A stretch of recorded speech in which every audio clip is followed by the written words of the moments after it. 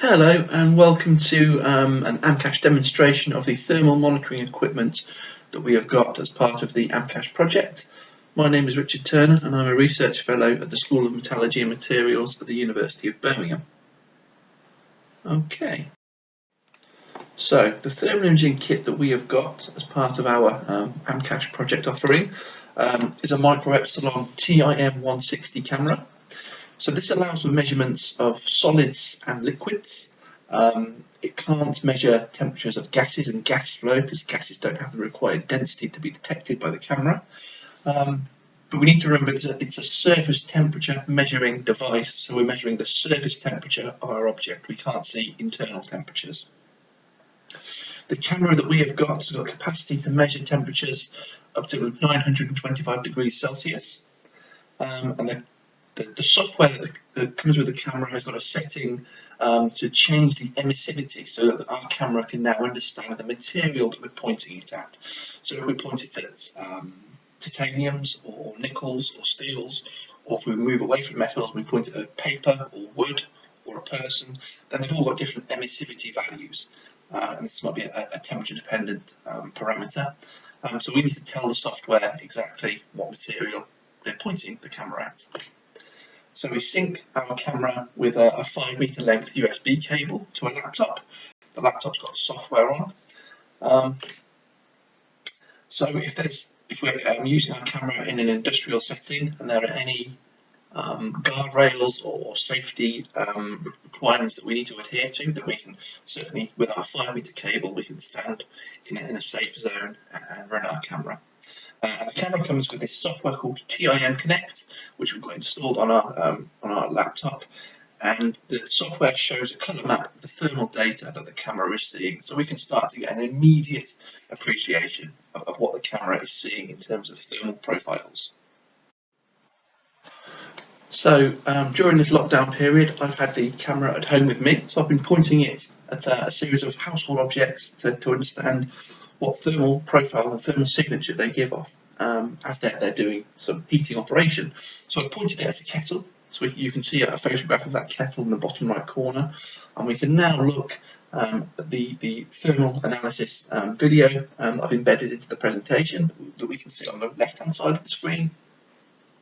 And we can see that the kettle is beginning to form heat at the base. Obviously, the heating elements inside that kettle are low down at the base, so the heating starts at the base of the kettle, and we can now begin to see that heat creep up and heat up higher up the kettle, and we can now see that we're getting to a fairly uniform surface temperature of the kettle. So playing through that video again, the number that we can see in our top right corner there shows the maximum temperature that window that the camera can see is recording. So at the minute, the maximum temperature in that window is 47 degrees. And our camera can now understand and interpret the thermal signature coming off the object that it's pointing at. The colour palette that we're using here is a fairly traditional sort of deep purple to bright yellow, cold to hot scheme, but we can change that and we have different colour schemes as we want. Okay, so the next pre-recorded video that I want to show you is another recording that I did at home during lockdown. I pointed the camera at an electric grill that I've got here. We can see a photo of the two electric grills in the bottom left corner, and if we now direct our attention to the thermal video, we can see a really distinctive crescent of heat being detected by the camera beneath the plates, top and bottom plates on that right hand grill. So we can see this crescent of temperature emerging from the surface. So this gives a strong indication of where the heating elements are beneath the surface of this grill.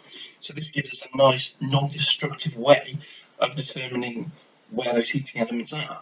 So if we now consider comparing this electric grill that I've got at home to maybe an industrial furnace that maybe you use to heat some billets prior to processing, then we can start to understand how the camera can pick up where hot spots are and where cold spots are. within a furnace type setup. We could see from the camera, we could see any leaks from furnaces coming out of the seals. So we can start to think about using the camera in a much more industrially focused way rather than the videos I've shown around the home. Okay, so continuing on from our thinking about how we could use our thermal camera and the software in an industrial way, I've got some videos on the left hand side. We can see a forged component, and we can use the camera to understand the different cooling rates that that forged component is experiencing at different thickness sections. So complex forgings may have thick and thin sections within the forged component, and that's going to influence the cooling rate and how quickly they're cooling back down towards room temperature. And the cooling rate will have a significant impact upon the microstructure that's formed within our metallic structure. Okay, so the video on the right hand side then looks at some tooling that's an upset forging is taking place within, and we can now start to see where the hotspots are within the tooling that's being used during our forging operation, and from that we can infer where the greatest contact is between our tooling and our workpiece during the forging operation. So thinking about what further industrial uses there are for the camera, so if we go away from metal forming, so we could use the camera to look at inefficiencies within thermal insulation systems.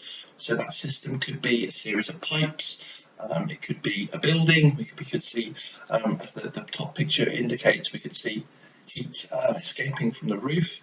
It could be going back to our furnace example. We could be looking at heat escaping from seals around our furnace. So we can use the camera to look for errors or inefficiencies in a thermal insulation system. Second idea we could use our camera for is to look for potential malfunctions within a complex system. So a complex system might be a car engine, or it might be an electrical circuit, and we can point our thermal camera at our circuit or our system and see if there's any hotspots or any regions where unexpected heating is occurring that might indicate some kind of malfunction. Okay, so that brings the talk to a conclusion. I hope you found it interesting, the applications that we found for our thermal camera.